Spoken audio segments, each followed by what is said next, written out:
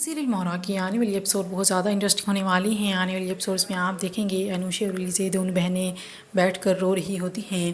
اب انوشا کہنے لگتی ہیں کہ سکندر ٹھیک کہتا ہے، نہ میری دعا میں اثر ہے نہ بد دعا میں۔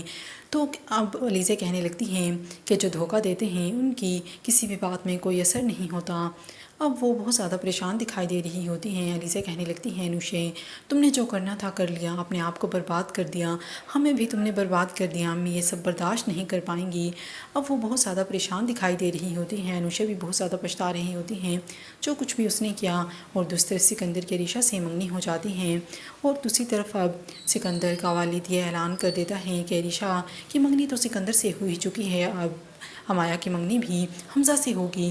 حمزہ تو اس سے ہرگز منگنی نہیں کرنا چاہتا، اس لیے وہ اپنے باپ سے اور اپنی امی سے کہنے لگتا ہے کہ میں منگنی نہیں کر سکتا، آپ اس طرح مجھ پر زبردستی نہیں کر سکتے۔